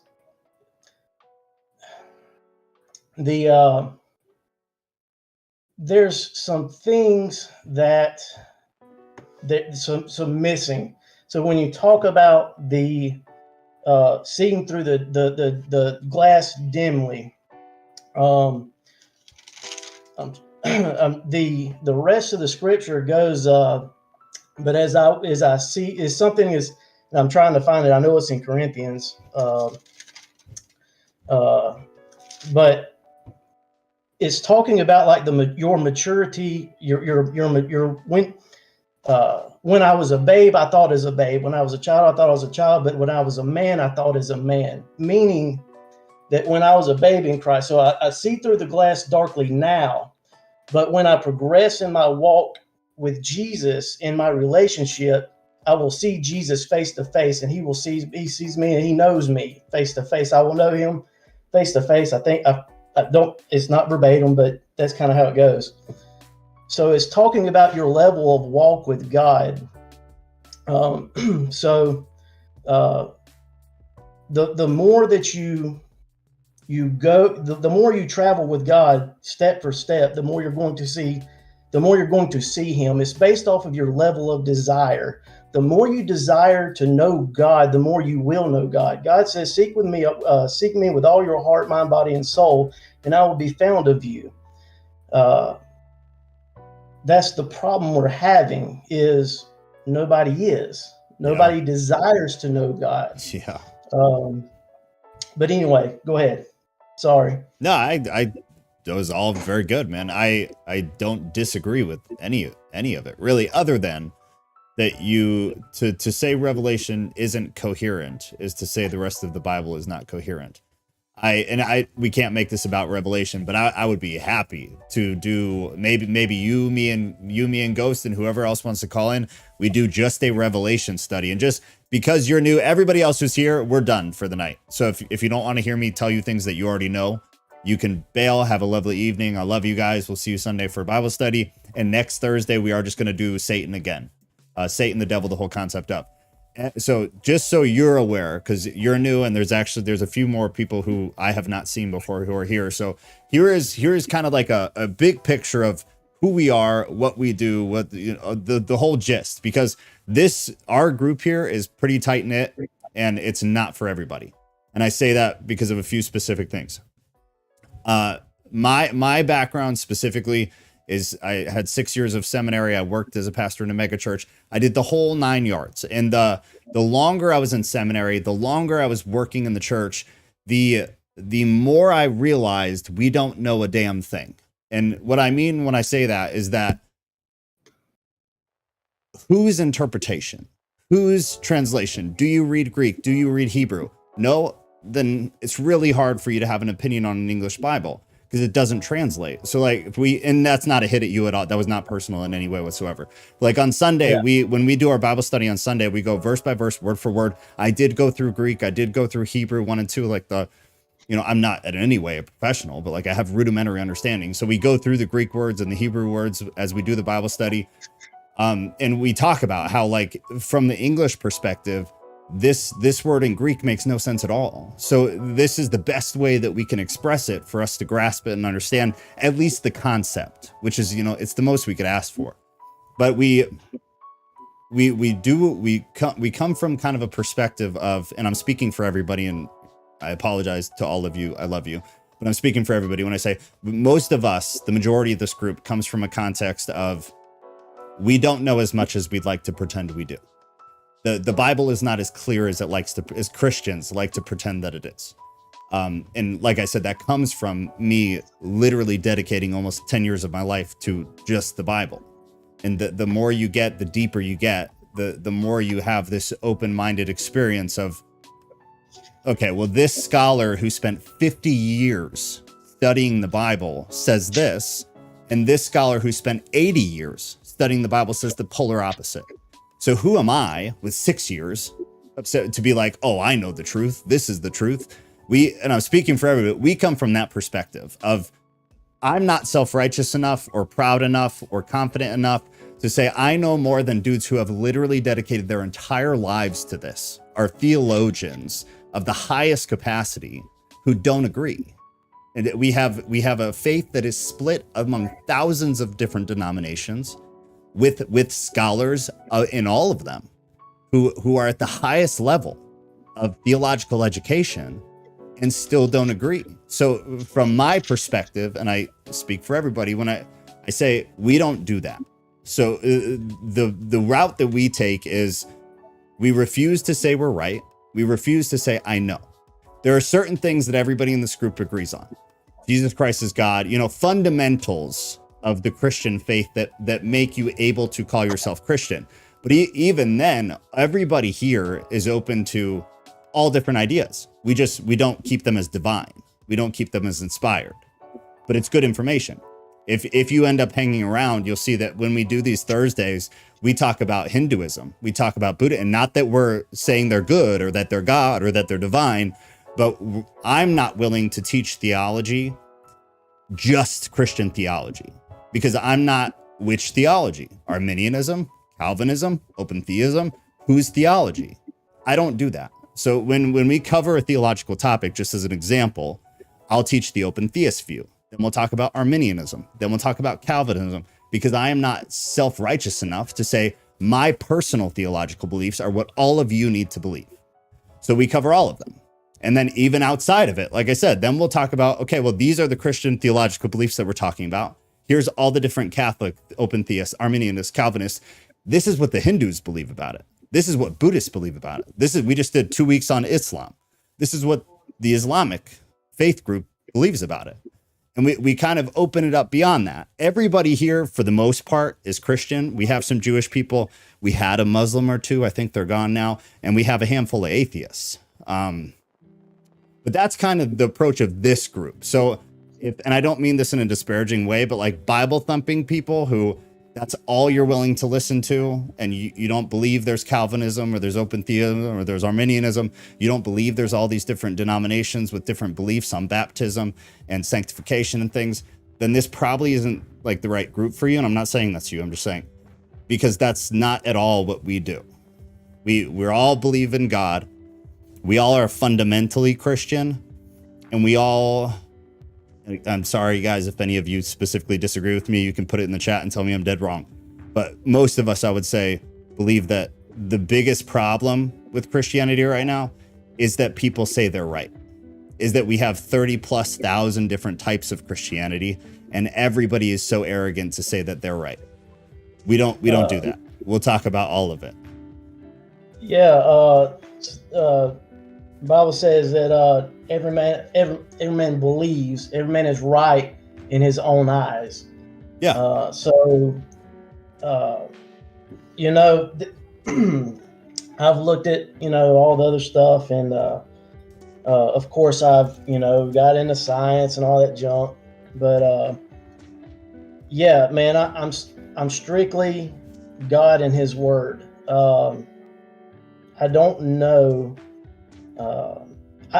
To be honest, like I don't care to get into that other stuff, and it's not because I'm afraid or I'm running. But what I know is that I know what God has taught me, and I know I do the Bible because I know the Bible is truth. But so do all Christians. Of the walk that I've lived, and if we depart here, there is one thing that I would like to say, that this Bible, the words on the page, it's not meant to be read word for word, line upon line, precept upon precept, in its page by page, verse by verse. There's the Bible that you can't see, the Word of God that you can't see. That's the true Word of God. This book is carnal. You see it with your carnal eyes. But to get in with God and to know the things of God, you have to see it with your spiritual eyes. You must grow spiritual eyes. Jesus says, if you come to me, he'll heal your ears and heal your eyes that you may see and understand. And I would like to just give one verse just to show you what I'm talking about. And it's back in Genesis. It's, why is Eve named Eve? Why is she called Eve? Why does Adam call her Eve? The Bible does not tell you why she is named Eve. What you have, and it's in Genesis chapter 3, God is doling out the punishments for what they have done, right? They hearken unto Satan, and Adam hearkened unto his wife. And but Adam looks over to Eve and says, and calls her Eve because she is the mother of all living. Okay? So people, the church, Google, whoever you want to ask, they're going to say, well, that just means that she's the mother of all the children. We all come from Eve. But that's not what the verse is saying. Spiritually, you must know what living is. And I don't mean going back to the Greek and Hebrew. That doesn't do any good for this other Bible, for what God says. There's man's definition of terms, then there's God's definition of terms. So what does it mean to be living? So that's the first key to opening and cracking and unlocking why she is named Eve. Living is people who are dead inside, people who don't have Christ, people who have not repented. We must crucify our flesh. We must be dead unto Christ, right? Our will, as a youth pastor, you should know what I'm talking about, what it means to be dead. Mm-hmm. So these terms, death and life, Jesus says, let the dead bury their dead, right? They are dead spiritually. They don't have life in them. But this other side is, if you're not dead unto Christ, then you are living, right? So what that means is you're of the world, you're not of God, basically. So now you have, now you know what this term living means. It means to not be of God. All right, so then it says, for she is the mother of all living. So what do we know about the world, right? The world is in darkness. Darkness equates to like ignorance, sin, all the things of not having God. So what does it mean to be a mother? A mother, in order to be a mother, you must have birthed something or someone into this world. In this case with Eve, she birthed darkness into this world. That's why she is called the mother of all living. It was darkness, death was brought in by her. So Adam is cursing Eve when he says she is the mother of all living. She's the mother of all darkness. The whole name for Eve now, and I know that, it could go different, whatever is fine, but her name, he called her Eve because in Genesis chapter 1, God created the light, and the light was good, and from morning to or evening to morning, evening to morning, evening to morning, evening, Eve, darkness, right? Morning, light, Eve, darkness, Eve, bad, right? So Eve, so he's calling her Eve because she is of darkness. She accepted Satan and the fruit, and the tree of knowledge of good and evil and all that. And so to be the mother of all living, she birthed darkness, and she is the children of the ungodly, is what it's saying. Can I ask you a question and pose something real quick? Sure. Okay, so this just kind of goes No, off man, of... I disagree with you right there. Hold on. Give me a second, Rodriguez, and then you're welcome to come in.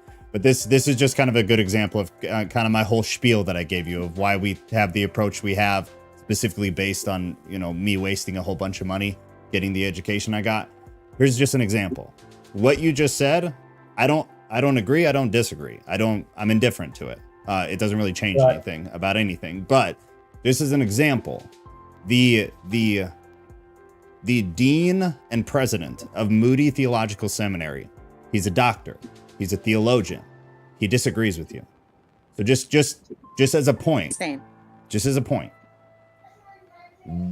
how do you make any sense of that? If the people who have dedicated their entire lives to this and are teaching all upcoming pastors, all upcoming theologians, blatantly don't agree with what you just said, how do you rectify that with yourself? And again, I don't disagree or agree. I don't think it matters. It doesn't change anything about the course of reality. It doesn't affect salvific law.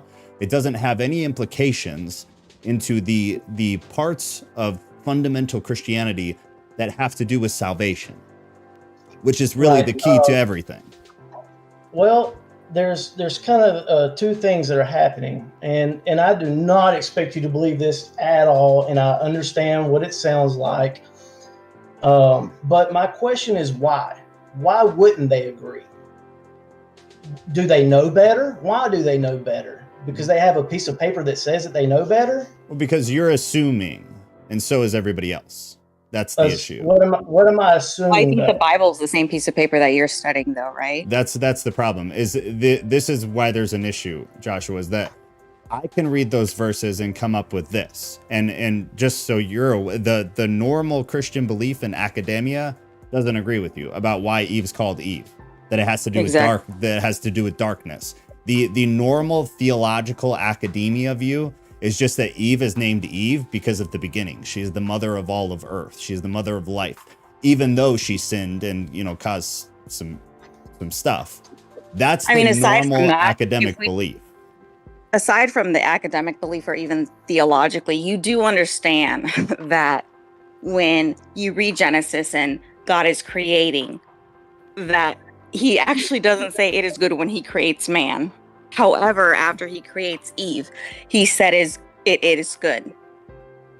So I'm not too sure how that kind of ties in with your darkness, perception. Maybe you can clarify on that a little bit. Okay. Well, so one, let me see. Hold on one second. I got my Bible open.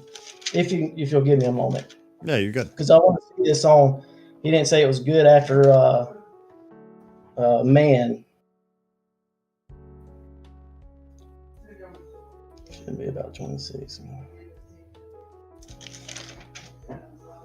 It'd be Genesis chapter, I think it's verse 26, Genesis 1. Yeah, it's one. It's one. Yeah, I'm just reading for a second. Hold on.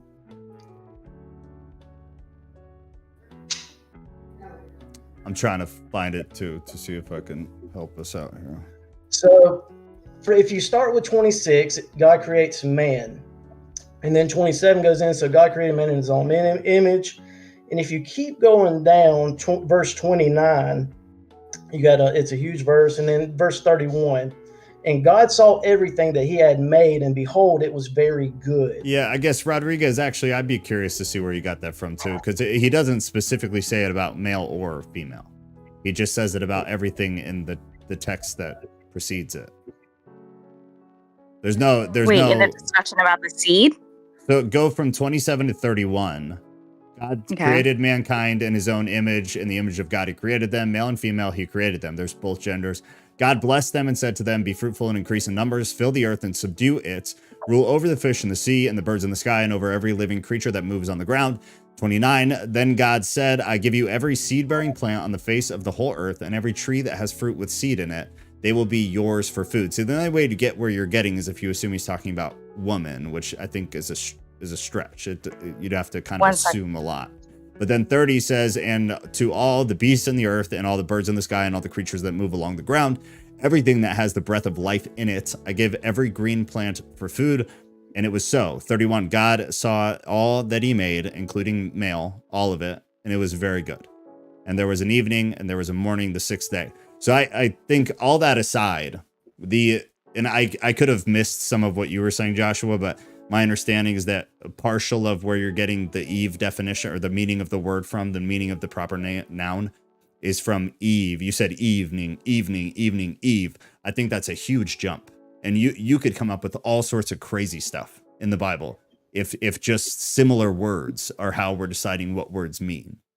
And maybe, like I said, maybe I missed something you said. And if so, I apologize. And you can definitely correct me. Oh, no, that's fine. It almost sounded, and I really don't, I'm not trying to start anything on here, but this is just something that I picked up on. It almost sounded like you were taking a jab at man when you said that God didn't say that about man, but he did even brought in with woman, like the woman was a special thing. Is that it's not that we're a special thing? I'm just trying to dispute your argument that we're an evil thing. Yeah, that's my point. I get where she's coming from. An evil thing? Well, you kind of made it sound like women are evil. Like that's where Eve got her name from, because Eve is darkness, because she brought sin into the world. Yeah, but that's and I mean, unless you have a theological argument that's separate from a personal belief. And really, I mean, it wasn't Eve that was created first. Remember, God wanted a help meet for Adam, and I'm aware animals first. So woman wasn't the first pick or on the list, and it was the fault of Eve of why Adam fell. But I mean, a lot of that is speculative. If we keep in mind, Eve wasn't even created. Hold on, sir.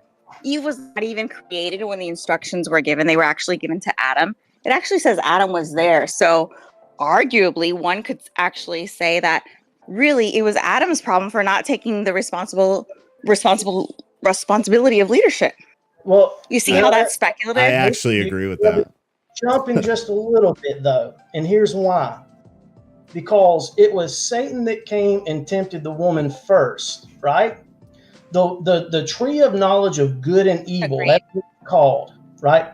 So you can kind of assume that Adam and Eve, before they ate of the fruit, they had no knowledge of good and evil, right? They didn't know, they didn't understand what was good or what was evil, right? So Satan in the garden comes and tempts Eve first, and she eats the fruit, right? She knew at that moment, if we go by, the tree of knowledge, good and evil, that she understood what she did. My eyes are opened, I see, right?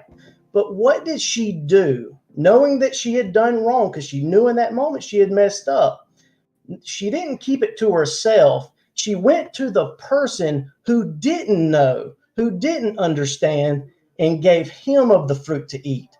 Adam didn't know, but Eve did. It is Eve's fault. No, sir. Actually, he was present. He was fully aware of what she did.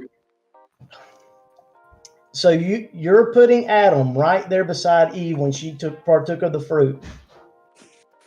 Why? Well, yes. Why? And even if there is no clarification, you can't state otherwise. It would be speculation, which is kind of my point. Yeah, this is all kind of speculation, if we're being honest.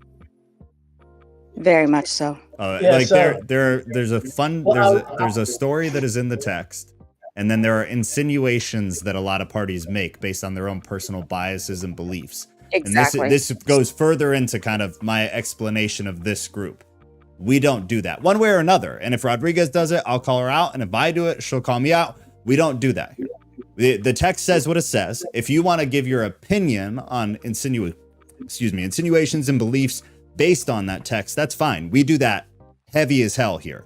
It's what we do here.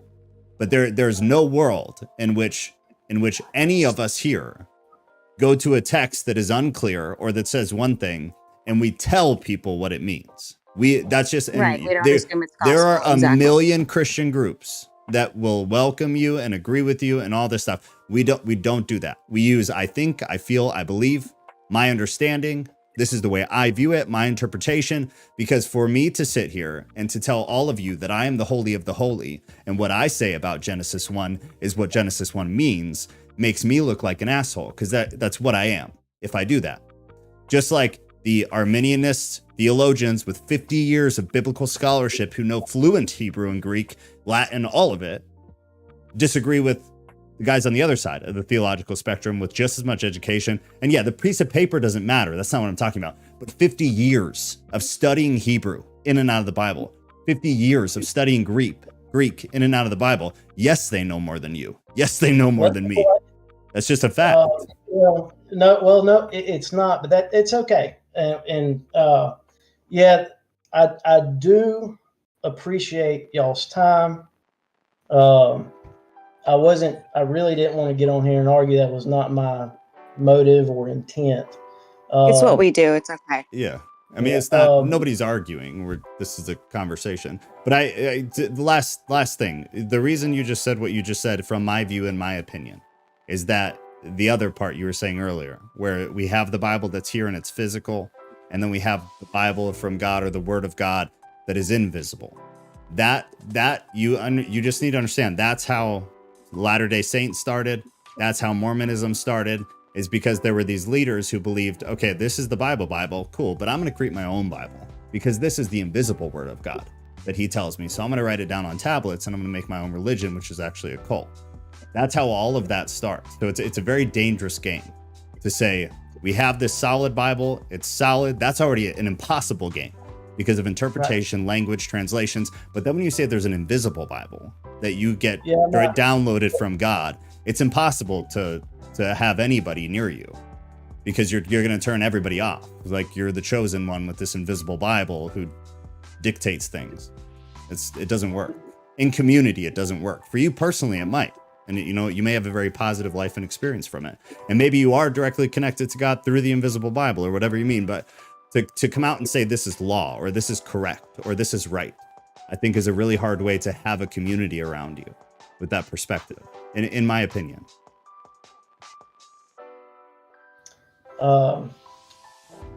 Alrighty then. Good luck to you and I appreciate you inviting me. Yeah, thanks for coming on. I did enjoy it. All right, well, you have a good night, sir. Take care. Yeah, thank you. We're really good at agreeing to disagree, so no worries. Yeah, this is the whole game. Joshua, seriously, appreciate you coming on. I'm sorry we couldn't. I'm sorry it didn't make sense for you with the group.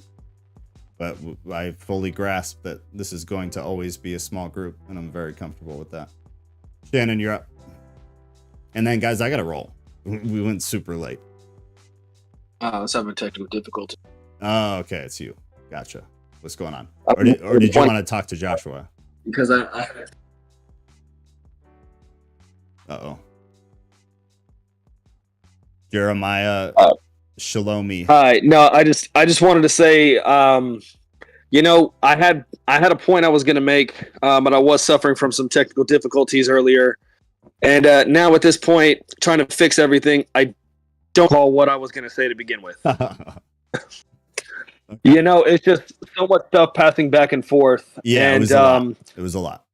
Yeah, and when you guys were talking about, well, this scripture, that scripture, this is Greek, this is Hebrew. I mean, as the one lonely Jew in the group, when you guys are breaking out the Genesis and whatnot, it's like, all right, I don't know what translation they're reading, but let me just go straight from the Hebrew. Yep. And the way everything is written was the way that it was originally written. There was no, there's a rabbi I was listening to. He made a lot of sense when he talked about with all the different translations, is that God says things a lot of times that doesn't make sense. Yeah. And when biblical translators read that, they say that doesn't make sense. Let's rewrite it in a way that makes sense. When that's not how it goes. I mean, God says stuff that makes sense. God says some other stuff that makes you scratch your head and say, the hell is he trying to say? Absolutely agree.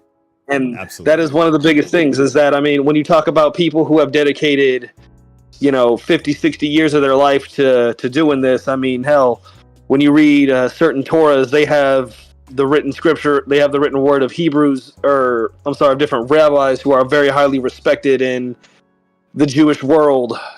And I mean, we got writings from hundreds of years ago that we still follow and people haven't been able to dispute. Yeah. So I don't know. I mean, when it comes down to that, I mean, I tend to follow the words of the guys who've been around for a while that people haven't been able to disprove and have only continued to add to it. At the end of the day, it's this. We have old manuscripts, right? Take the oldest manuscripts we have that have been validated to the best we can validate them. What does it say from Hebrew to English as literally as humanly possible? Meaning, give it to an atheist. Give it to secular agnostic people who do not care and have them translate it. What is the best they come up with? Today. And Right. that should be what it says. The reality that we talk about all the time is that is not what it says. Because these groups of scholars that translate all are coming from either an Arminianist view or a Calvinist view or this view or that view. And they're doing eisegesis instead of exegesis. And they're reading into the Bible instead of reading out of the Bible. And this is not at all to pick on Joshua if you're still around, but that's them bringing the invisible Bible into the physical Bible, which is fine if you want to do that. But then to push that on the masses, I think is awful. I think it's extremely irresponsible. And it's the reason Christianity is it's the reason all religions have become broken, is because every Tom, Dick, and Harry can go write a Bible. Translate it. Literally, guys, we could go make a Theist Thesis Bible. I hope everybody really understands that. If we wanted to, we could make a translation. TTB translation. It is literally that easy. So you can't just pick up a Bible and trust what it says. Find out who translated it. Find out who funded the translation. These things matter. It's not just black and white. I wish it was, but it is not. And that's why this group exists, is because it's not. I mean, it's black and white in my world. I'm just throwing that out there. It's black and white with the original manuscripts. Yeah, nothing's changed in almost 6,000 years. No, just the views, the interpretations, the social pressures, the financial pressures, those things have changed. The actual words on the old manuscripts that are sitting inside a butterfly box somewhere, they have not changed. The problem is our Bibles do not match them. And just everybody just fails to acknowledge that. They do not match, period. It's just a matter of how much they do not match. And the reality is, in English, they'll never match, even if you have an absolutely honest translation, because Hebrew and Greek do not translate to English. So you do the best you can, but if you have totally non-biased people create the translations doing the best they can, that's the best that could possibly exist. It doesn't get any better. The problem is literally no Christians in America are holding that Bible. Zero. And that's what makes this all complicated. That's what makes this all very difficult. But guys, I gotta go. I gotta go. So next Thursday, we'll do Satan V2. So I'm not going to post a poll this week. I'm just going to put the new events up, and then next Thursday we'll come in. So think in the meantime about anything you heard tonight that like, you're like, I want to know more about that, or I have some thoughts about that, or whatever. Write it all down in a notepad, or actually don't do that. Write that all down in the stream chat. And Rodriguez, you went over me. I did a good job first time ever. And I preemptively put the stream chat forum thread in there, and then you made your own, which is fine. But I just felt very proud that I actually did it this time, like ahead of time. I was gonna say, have a good night, Joseph. You too, and, man. Broseph, and you know what? I'm gonna try and catch in on time to start, so that way I can try to get these points made. That'd be great. Yeah. Next week will be. Yeah, we had some issues. So bring your Jewish perspective, your Shalomi perspective, and I would love to hear from you. Yes, make it happen. You know, man, that's actually a Jewish name. I'm gonna throw that out there. Shlomi. Okay, that makes sense. Yeah. Shlomi is yep, that is the real Hebrew name. You can't spell it in English though, unfortunately. Yeah, there's no Jewish honey in the American alphabet, unfortunately. Oh my God. All right. I'm so glad you came on. It's always nice to hear from you. It's always nice to hear from you all. All right, sir. I'll see you next But week. you know, it's nice that we can all raise our voices a little bit, but everybody can still give each other a hug at the end of the night and say it's okay. And to the other gentleman that was here, I hope you come back. Me too. You know, it's okay to have a different perspective. I mean, the one Jew married to the Christian lady right here. And you know, the best way to really describe this group is like Joe is the leader of the misfits. Everybody here has some sort of horror story about how they wound up here. So is actually Oh my God, I love that. That's awesome. Yeah, that's what I'm saying. It's just like true. Everybody's got a horror story of how they somehow wound up finding you. You know, whether it's your parents or your church or your spiritual walk, or just somehow Joe made it into your algorithm. Everybody here has some sort of input they can put in. This Misfit Island cult. Exactly. Cult on Misfit Island. The cult on Misfit Island. Jeez. You know, there's another T-shirt. I can tie dye the shirts, and if you need me to, I can pick you up at the bus stop. But we're only listening to 3-6 Mafia on the way out there. Oh my God, it's been so long. Joe is our Glenn Danzig. I'm so uncultured. I'm gonna have to. I'll Google it after, Mikkel. Okay, all right, done. I gotta put my kid to bed. I gotta put her to bed. Okay, but in the meantime, before next Thursday, if you have questions, comments, thoughts, if you think I'm dead wrong about anything at all, come and put it in one of these. Rodriguez posted tonight's topic, Devil, Satan, and I'll delete mine actually, because I'll delete mine. So just put it in the one that remains that Rodriguez posted for tonight's. Just throw them in there. These are just basically notepads. And then if you guys want to reply to each other, you can. But horror story. But it's basically a notepad, so that when we come back to these topics, I can just pull this and bring it up. And I'm like, oh yeah, let's cover that. Let's cover that. Let's cover this. And also for everybody to like discuss, you know, the Quran and the Bible, you know, there's some comments there. Like obviously some people were talking, but that's the point of this. After this ends right now, if two people are sitting there like, I'm going to lose my mind if I don't ask this question or talk to somebody about this, that's what this forum is for. So just use that and use it as a notepad for next Thursday. Next Thursday, we will do the Satan thing. This Sunday, we are starting 1 Thessalonians. I'm like 99% sure. I'll double check that, but I'm very almost sure. In our now chronological order of the Bible. So if you're not been with us for James, come to 1 Thessalonians, but you can come in anytime. Realistically, how do most people read the Bible? You pick a random page or you pick a random verse. So let's not pretend like, oh, I'm not going to go to Bible study because I wasn't there for chapter 1. BS. most of you, when you grab a Bible, you're not reading in chronological order, and you don't care if you go straight to chapter 3. So don't use it as an excuse to not come to Bible study. There's my my spiel. But I love you guys miserably. Tonight was very interesting. Joshua, if you're still here, I do appreciate you coming on. I do hope that you come back. And you know, the whole point of this group is that none of us need to agree. The whole other point, though, is that none of us try to force each other to believe a certain way. That is a rule, because life does not work that way.